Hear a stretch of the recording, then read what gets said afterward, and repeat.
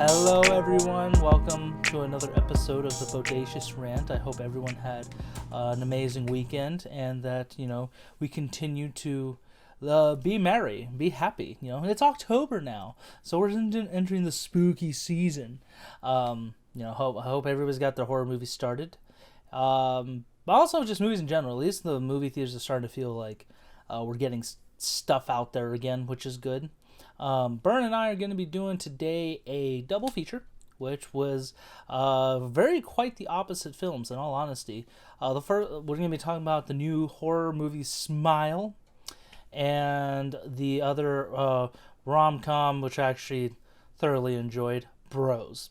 Now, this is non-spoiler, guys, so, you don't have to worry about... We're going to try and keep this as little light as possible, just give you our genuine thoughts on it. So before we get started, don't forget to give us a like, ring the bell, and subscribe, because we do appreciate the following and want to keep the community growing. So we appreciate it. I mean, yeah, exactly. We like talking about movies, so hopefully you guys enjoy listening to it too. And whenever we watch a new one, we're going to let y'all know what we think about it. I mean, I feel like I have the voice of an angel, so they should love hearing it, Bern. I mean, I'm not trying to toot my own horn. I'm just saying, but I figured such sweet molasses, that comes out of the voice. Well, it's like butter in the ear. I try, but I figured let's start with let's get the nitty gritty out of the way, which is Smile. What do you think? Cool.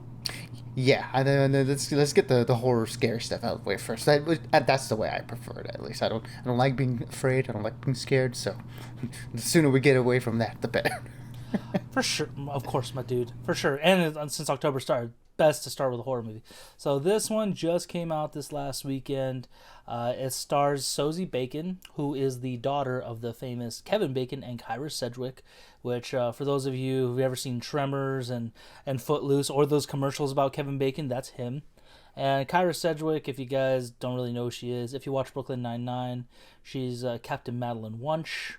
And she's in a handful of other things. They're very renowned actors. One of the few that have stayed married all these years, but I'm sidetracking. Basically, Sosie Bacon's character is a therapist working at almost like an emergency room or like critical station for like therapists and psychiatric. Basically, I think patients who I can't really quite put it words, but basically patients on the extreme, like they're really at risk for themselves and others.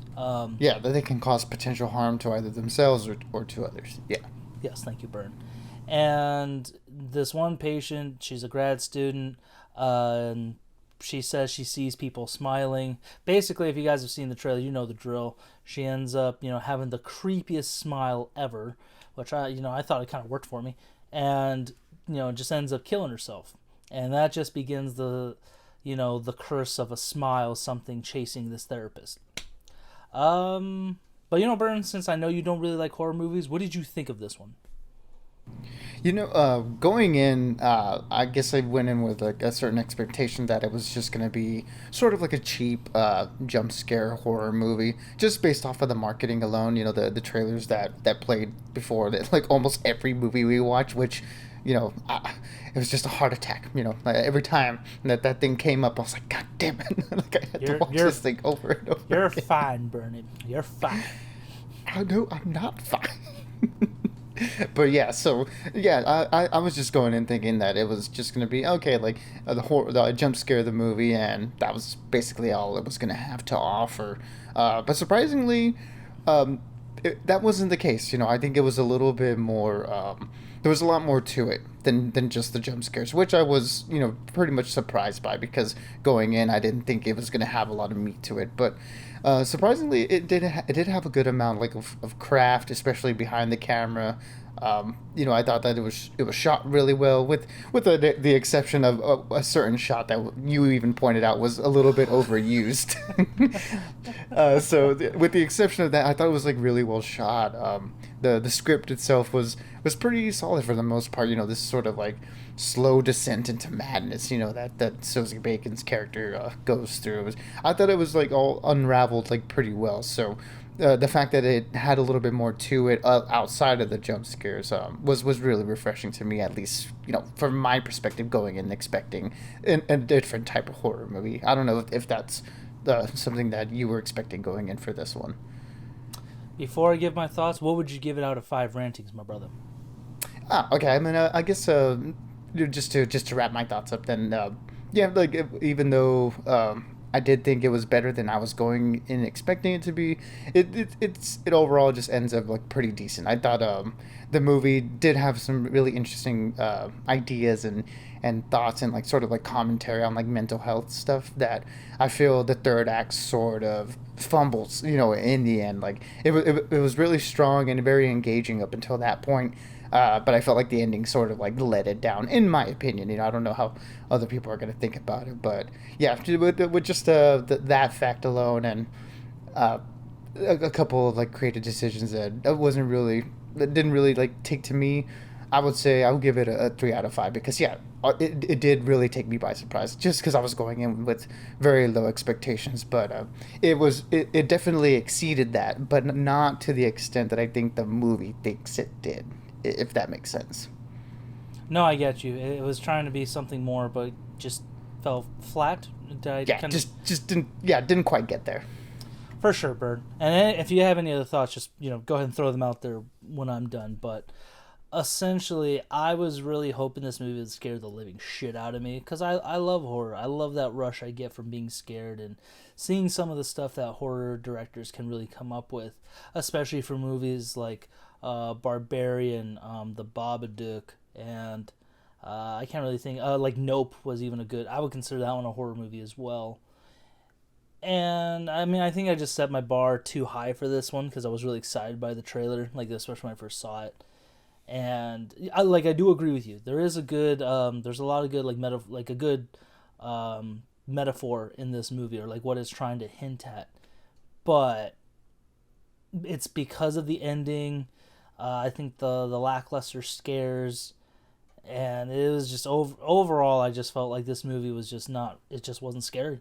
Yeah, I was. I mean, there were some parts that did get me that got me to jump or like I was like, oh shit, that just happened. But overall, I'm gonna give it 2 out of 5, just because. Again, me personally, I think I think I got in my head. I had it too high of a bar, and it didn't fill it for me. I was very disappointed by the scares in this one. But other than that, it was a neat idea, and there's some good meaning to it. But the ending is definitely what kind of takes away from it to make it very. I don't want to say any more than that, but without spoiling it. Yeah, I mean, I'm curious if it's like an expectations thing, like how it's going to play with certain audiences. I went with pretty low expectations and was kind of surprised by it, and you went in seemingly with a little bit more higher expectations and were disappointed by it. So it'll be interesting to see how other people react to it because these sort of like curse type horror movies, they do have like certain like success with people. Like movies like The Ring, like It Follows. So there is precedent for people to like it. I'm just curious how they're gonna go into this one, especially with how the marketing was. It seemed like it sold a certain type of movie, and for me, that wasn't a movie I was looking forward to. So I got something a little bit more out of it, I guess, and then something that you were looking very much forward to, but it didn't quite deliver that for you. So curious to see how other people react to this one. Yeah, I mean, I'm wondering because it was doing really well with critics, so I am curious how the audience is gonna react. Are they gonna love it? Are they gonna hate it? Are people gonna be freaking out by it? Because I was just like, cool, I smile all the time, very much like the movie too. So, I thought it was normal. But oh my god, imagine. Any other thoughts on it, or are we good to move on to bros? I mean, no, just to tip my hat off to the director, Parker Finn, and the cinematographer. They do set up like a couple really really good creative scares. So, I do think they did succeed in that aspect. Maybe could have used a little bit more though, but I'd be curious to see what they do with their next movie. Like, I wonder if they can take what they succeeded at here and what they didn't, and sort of see what they can do with another horror movie. That would be kind of interesting to see. For sure, I do agree with you. The shots were pretty solid for some stuff. Even in the ending, kind of fell flat. There were some really cool things they did in the end to kind of just make it drag on. But now the next movie that we saw, which I definitely highly recommend. I won't give my ranting just yet, but this is the movie Bros, starring Billy Eichner and Canadian actor. Oh my god, I just had it, something McFarlane. I'm gonna look it up real quick. I'm looking at it now. Luke McFarlane. Luke McFarlane. And Billy Eichner, he's a podcaster, a writer, a very up and coming person in the LGBTQ plus community in the East Coast. About to open the LGBTQ plus museum. Definitely one of those dudes that's just not set on love. He's very independent, very, just kind of against the norm of like being in relationship stuff. Not, sometimes kind of by choice, but not really. And then Luke McFarlane's character comes along, all shirtless and beefed up. Like my God, it was just, just he was very intimidating, but in a good way. It was very good, and it just begins the romantic comedy of them, kind of trying to find their way within this, trying to fight themselves essentially for a relationship, and it was very interestingly done. It was produced by Judd Apatow, so I did feel that. So if you guys like those movies, like This Is 40. Funny People, not is it 40? Did he do 40 version as well, or is that something different? That sounds right, but I could be wrong. But I'm just gonna go ahead and say yes. That was him, just for right now. Yeah, and he did Knocked Up, which is easily one of his best movies. So it had that kind of feel to it. Very comedic. I felt like this is one of those movies that I feel like anyone can walk into, whether you're straight, bisexual, gay, whatever you fall into that spectrum of, like the sexualities and stuff like that, LGBTQ. I think it was pretty great. I really enjoyed it. Billy Eichner was toned down, but not really compared to what I've seen him in the past, like his really outrageous characters in like Parks and Rec and stuff, where he's just so out there. So it was kind of nice seeing that. And Luke McFarlane, he was a joy. He was good to watch. He reminded me a lot of a combination of almost like a Tom Brady, which they refer to him a lot, and Alexander Skarsgård. They both. He just reminded me of them so much, and I thoroughly enjoyed it. But Bern, what did you think of the movie?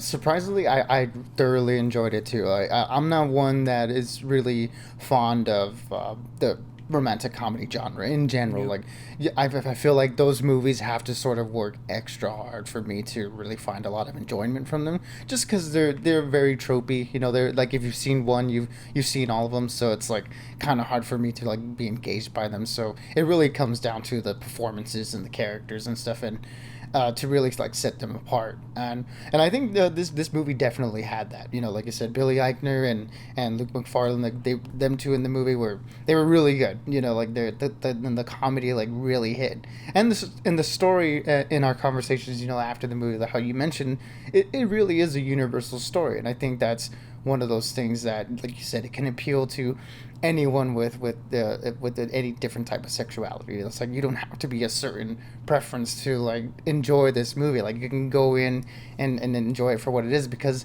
it is sort of like a universal tale of two people like trying to navigate this sort of finding a new relationship or being able to accept love. So I thought that all worked great, and just like again, just a commentary on the LGBTQ plus community in general. I thought it was done very well. It was very eye opening, very educational at certain points, and they just had a lot of fun with it too, which is nice to see. Like that we can touch on these subjects with a comedic lens, because a lot of people nowadays are saying like, oh, we can't make jokes about certain things, but you definitely can, like if it's done with good intentions.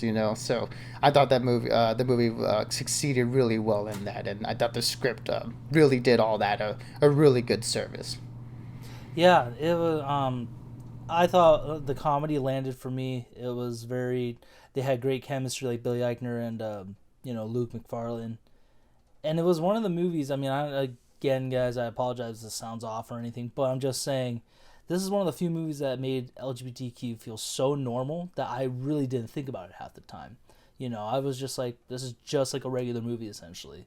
And I think it was definitely one of the better ones for like modern day dating, essentially, with like social media, the hookup scene, all that stuff. I mean, it is a little bit different, given that, everybody's different in their own way. They kind of touch on that. Like, Billy Eichner was, his character and his dialogue was not afraid to say like, it's not, love is not universal for like, my love is different from somebody else's. It's like, true, but in that sense, everybody wants love in some form. So that's why I say it's universal, but it isn't. And honestly, I'm gonna give this movie a 4 out of 5. Ranties. It was really good. I would probably definitely see it again, just because it was hilarious. It was a good story, very heartwarming, but also kind of enlightening and like, I'm very curious about that, just because I don't have too many friends in the LGBTQ plus community. But I'm always trying to be open minded about that stuff, just because it's good to kind of expand your mind on that stuff. You know what I mean?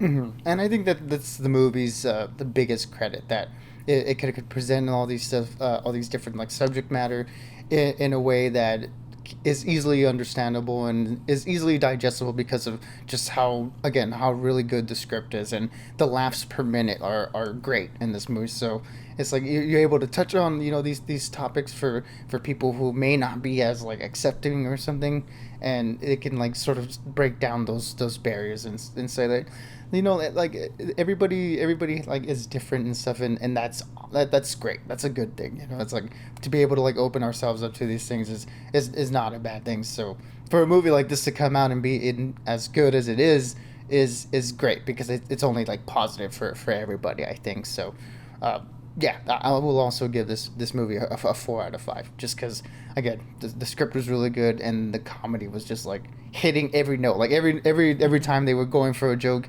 it really got me. So like not a lot of movies are able to do that these days. So I'm glad that this one really worked out, and probably will by the end of the year will still be probably one of the best comedies, I think.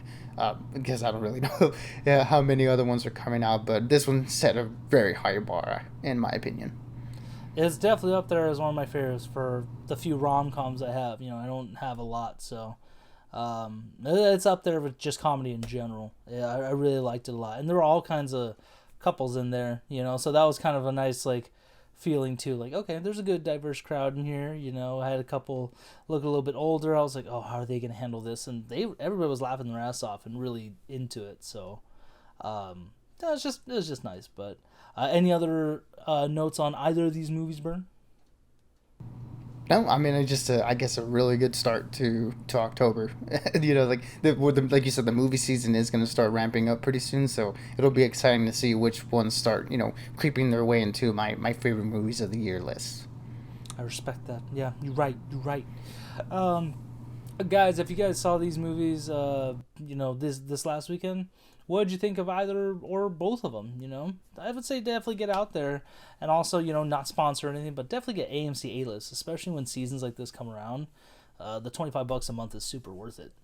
We just saw 2 movies that easily would be about $30-$40, for ticket wise, and saw it for free. So, anyways, guys. As always, we got a lot more content coming up. She-Hulk is almost over. Rings of Power is kind of getting near the ending. I think we're in the last like third of it. Am I correct or am I wrong? Yeah, I mean, after this last episode, we have 2 more left. So yeah, definitely towards the end. For sure. And House of the Dragon is also, already we're in the second half of that season. So stay tuned for those episodes, guys. And as always, stay bodacious and keep on ranting. Absolutely, everybody. Be good, be safe, and as always, we'll catch y'all on the next one.